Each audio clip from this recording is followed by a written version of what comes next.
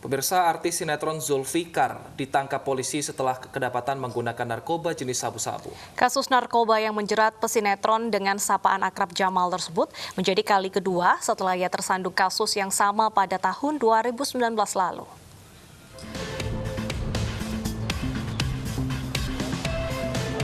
Satuan Reserse Narkoba Polrestabes Bandung menangkap pesinetron bernama Zulfikar karena mengkonsumsi sabu. Tersangka ditangkap di kontrakannya di Jalan Cisaranten, Kota Bandung, Kamis lalu. Saat penangkapan, polisi juga menyita alat hisap sabu. Hasil tes urin tersangka dinyatakan positif mengandung metafetamin. Pada saat dilakukan penangkapan, kemudian kita periksa urinnya, kita periksa, dan ternyata dia hasilnya positif. Dan yang mana si Jet ini juga sudah sebelumnya pernah dilakukan penangkapan dengan kasus yang sama, dan baru saja keluar dari LP. Saat ini kita akan proses lagi dengan memasukkan dalam berita acara bahwa yang bersangkutan pernah masuk dengan perkara yang sama. Penangkapan tersangka merupakan hasil penyelidikan tersangka AA yang mengaku pernah menjual sabu kepadanya. Dari tangan AA, polisi menyita sabu seberat 0,38 gram. Kasus narkoba yang menjerat tersangka Zulfikar merupakan yang kedua kalinya. Setelah pada akhir tahun 2019 lalu ditangkap petugas BNN Provinsi Jawa Barat. Namun tersangka diputuskan menjalani rehabilitasi dan kasus hukumnya tidak diteruskan. Zulfikar menuntaskan proses rehabilitasi pada bulan Maret lalu. Namun sayang selang 4 bulan yang bersangkutan justru kembali tersandung kasus yang sama. Dari Bandung, Jawa Barat, Muji Prayitno, iNews melaporkan. Untuk mengelabui petugas, pengedar narkoba di Tanjung Balai, Sumatera Utara menyelundupkan 6 kg sabu dalam kotak fiber ikan dibalut ban bekas. Pelaku merupakan pengedar narkoba jaringan internasional.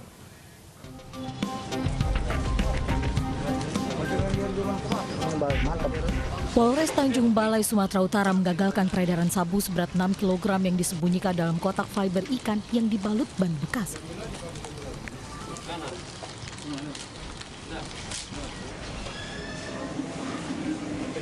Polisi juga menangkap satu kurir yang mengambil paket sabu di perbatasan Selat Malaka, Indonesia, Malaysia.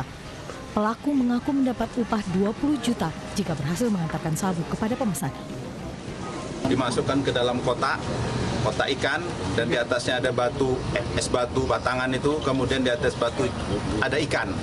Sehingga pengelabuannya itu sangat rapi sekali yang dilakukan oleh tersangka ini. Tapi karena kita ada informasinya sudah akurat, tim Kasat Narkoba tetap berupaya menggeledah sehingga ditemukanlah seluruh barang bukti ini. Polisi terus memburu pelaku yang diduga masuk dalam jaringan narkotika antar negara. Pelaku yang tertangkap terancam hukuman 20 tahun penjara atau hukuman mati. Dari Tanjung Balai, Sumatera Utara, Ulil Amri, iNews melaporkan. Seorang bidan di Lahat, Sumatera Selatan diperiksa polisi setelah secara sengaja mengunggah video live seronok di media sosial. Tidak hanya berurusan dengan pihak berwajib, bidan lajang berumur 23 tahun ini juga diberhentikan dari tempat tugasnya. Inilah Puskesmas Bandar Jaya, tempat bidan muda AM bekerja. Baru-baru ini, bidan AM membuat geger Kabupaten Lahat lantaran video seronok yang dilakukannya saat live di salah satu akun media sosial beredar luas. Pihak Puskesmas membenarkan bidan AM bekerja di Puskesmas Bandar Jaya dengan status bidan TKS. Akibat perbuatannya, bidan AM dipecat, padahal belum genap 1 tahun bekerja. Kami tahu video tersebut beredar, kami langsung memberhentikan yang bersangkutan. Sementara itu polisi sudah memeriksa pelaku dan menggali keterangan untuk proses hukum lebih lanjut. Bersama tim melakukan olah TKP, kemudian kami memanggil saksi yang diduga ada dalam video tersebut, mengambil keterangan. Sebelumnya viral di media sosial 2 potongan video tidak terpuji sang bidan yang mempertontonkan bagian tubuh demi meraup pundi-pundi rupiah. Dari Lahat, Sumatera Utara, Bala Putra, iNews melaporkan. 4 orang warga di Kota Bukit Tinggi, Sumatera Barat diserang kawanan tawon di 2 lokasi berbeda. Petugas mengevakuasi sarang tawon dari pohon dengan ketinggian 8 meter dan terpaksa membobol atap rumah untuk memusnahkan sarang tawon sebesar 1 meter.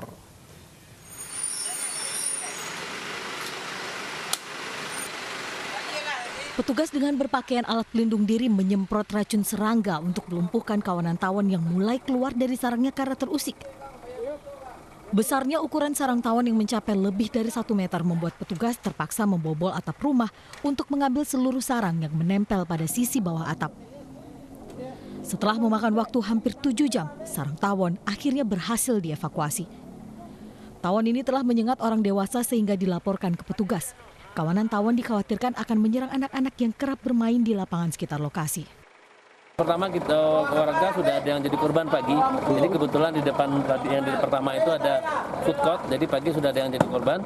Yang kedua, tingginya tidak begitu tinggi, cuma tawonnya cukup besar.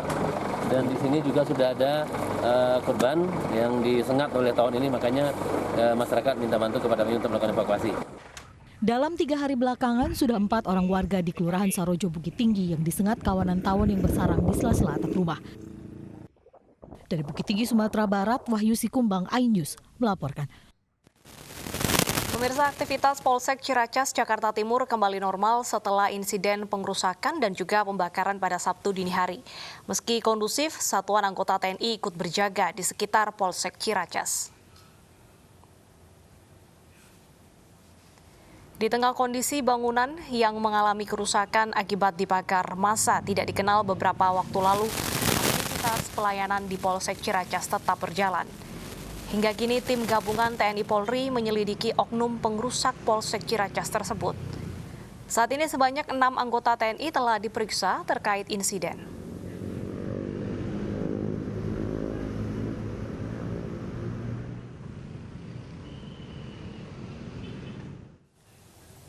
Dan kini kita akan melihat kondisi terkini pasca penyerangan. Sudah ada Nadia Valery di Polsek Ciracas, Jakarta Timur. Ya Nadia, seperti saat ini apakah sudah kondusif suasananya dan apakah pelayanan di Polsek Ciracas sudah berjalan?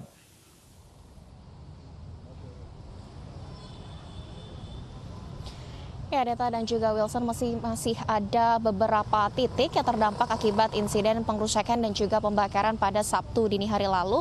Namun Polsek Ciracas Jakarta Timur sudah kembali membuka pelayanan terhadap masyarakat dan saat ini situasi terpantau kondusif.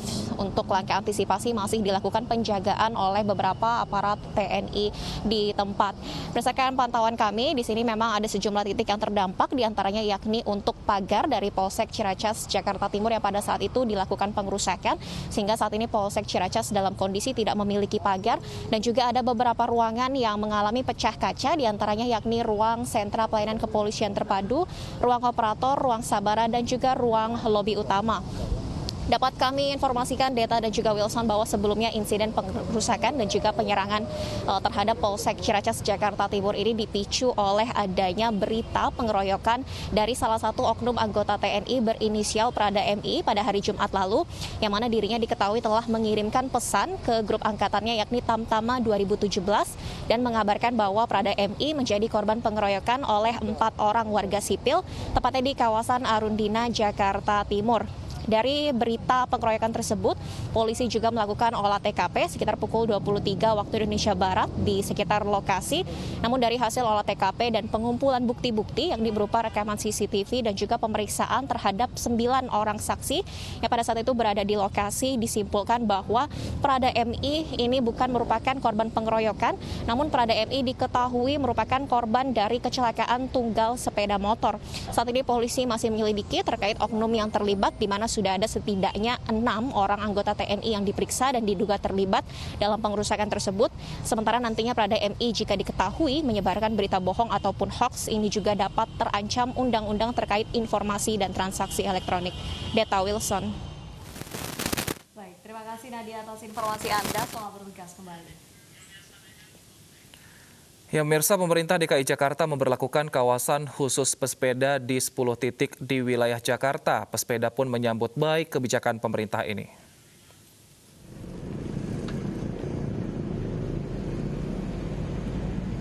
Jalan Gajah Mada Hayam Wuruk ramai dipadati pesepeda. Tidak ada warga yang berlari ataupun kendaraan bermotor yang melintas. Aktivitas ini merupakan kebijakan dari pemerintah Provinsi DKI Jakarta yang memberlakukan 10 wilayah khusus pesepeda sejak 30 Agustus. Jalan Gajah Mada Hayam Wuruk jadi salah satu yang dijadikan kawasan pesepeda. Tentunya pesepeda menyambut baik kebijakan ini karena jalur lebih panjang dan lebih aman. Tidak ada kendaraan bermotor yang melintas. Sangat baik, apalagi di daerah Murok yang benar-benar steril, semuanya sepeda sangat berguna bagi orang yang pengen lari dan orang yang pengen bersepeda di hari Minggu pagi. Sebenarnya lumayan ya, karena kita juga buat warga yang saat ini lagi COVID, kayak perlu banget sih fasilitas kayak gini biar bisa olahraga lagi, Mbak. Jadi kayaknya ini menurut saya baik banget sih, pastinya animo masyarakat juga bisa kelihatan banyak banget yang mau sepedaan. Kawasan khusus bersepeda berlangsung mulai pukul 6 hingga 9 pagi. Petugas Dinas Perhubungan dan Kepolisian setempat pun membantu pengendara untuk mengalihkan jalur kendaraan bermotor. Pengendara mobil atau motor yang hendak menuju ke Kota Tua dialihkan melewati jalur Pecenongan Gunung Sahari, sedangkan yang hendak menuju Grogol dialihkan ke Jalan Suryo Pranoto. Sementara bus Transjakarta masih beroperasi normal. Dari Jakarta, Vena Malinda, Maria Oktoba, Indra Purnama, iNews melaporkan.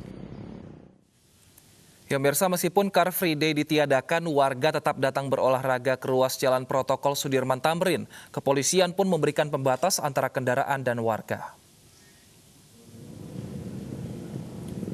Sejak pagi, ratusan warga masih memadati kawasan Sudirman Tamrin. Sebagian warga bersepeda, sebagian lagi berlari untuk berolahraga di Minggu pagi.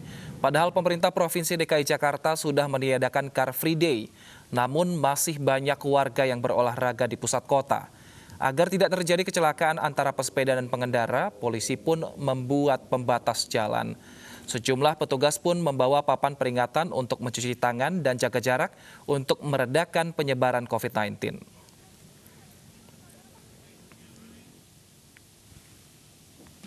Kondisi yang sama juga terlihat di Gelora Bung Karno, khususnya di Ring Road Stadion Utama. Ratusan warga berolahraga dengan lari pagi. Meski aturan terus disosialisasikan, namun masih ada warga yang melanggar protokol kesehatan. Petugas GBK bersama 30 petugas pengamanan pun siap mengimbau penerapan protokol kesehatan.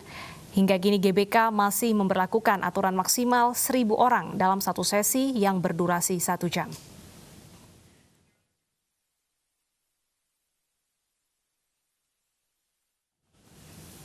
Nah, Wilson dan juga pemirsa, yang tidak pernah sepi di saat weekend ini adalah kawasan Banjir Kanal Timur atau BKT di Jakarta Timur. Karena di situ selain berolahraga, warga juga berkumpul. Kita akan pantau langsung di sana, ada Bunga Ayu.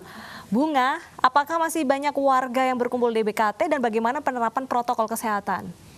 Ya, baik Deta dan juga Wilson, beginilah situasi terkini yang ada di Banjir Kanal Timur, Jakarta Timur. Dapat dilihat memang Deta dan juga Wilson, masih banyak warga yang berkumpul di sini untuk menghabiskan di akhir pekan. Hal ini sudah terjadi sejak pukul 6 pagi tadi, karena dari pukul 6 hingga pukul 9 banyak sekali orang yang berolahraga di sini. Namun di jam saat ini adalah banyak sekali keluarga yang membawa anak-anaknya untuk bermain. Mengingat hal ini karena tempat ini menyediakan playground. Bisa dilihat yang ada di sebelah kanan saya, ini banyak sekali playground yang digunakan oleh anak-anak untuk bermain. Kemudian ada juga pedagang yang saat ini berada di sini. Namun untuk protokol kesehatan, Deta dan juga Wilson, sejak pagi tadi pantauan kami sudah ada yang berjaga petugas dari Dinas Perhubungan dan juga Pol PP yang menjaga dari pintu depan. Jadi area ini memang area wajib menggunakan masker. Namun jika kita pantau saat ini, tidak banyak sekali yang menggunakan masker karena sebagian warga mengaku mereka sudah mematuhi protokol kesehatan dengan menggunakan masker, tapi kalau kita lihat mereka tidak menggunakan masker nih, Wilson dan juga Deta. Namun kita tanyain tadi sempat mereka bilang membawa maskernya, namun tidak melihat sama sekali mereka yang menggunakan masker. Dan kecuali itu Wilson dan juga Deta tadi juga sempat memasuki area ini adalah mereka mencuci tangan terlebih dahulu sebelumnya mereka nanti masuk di area ini. Coba kita bergeser di sini, Wilson dan juga Deta, banyak sekali anak-anak yang bermain di sini. Kita coba tanya-tanya kepada ibunya mungkin ya, bagaimana protokol kesehatan yang mereka terapkan pada saat bermain. Halo Ibu, boleh bergabung dengan saya. Dengan Ibu siapa ini? Ibu Riri Febrianti. Ibu Riri, lagi ngapain nih, bisa dijelas nggak? Lagi nemenin anak main. Dari jam berapa Ibu Riri? Ya sekitar jam berapa ini? Jam 7-an? Sekitar jam 7 sampai saat ini ya Ibu. Ibu, ini kan lagi main sama anak-anak. Bagaimana Ibu untuk menjaga anak-anaknya di saat seperti pandemi ini? Ya kita harus selalu pakai masker. Terus selalu jaga anak kita. Walaupun kita mau kemana-mana harus cuci tangan, jangan lupa. Ya selalu setia pakai masker lah. Ibu sudah pakai masker, nanti anaknya dipakai masker juga nggak, Bu? Ya ini. Tapi anaknya lagi nggak mau dia. Kalau kakaknya sih mau, tapi lagi tahu pengen lepas aja dia. Karena ingin bermain ya? Iya.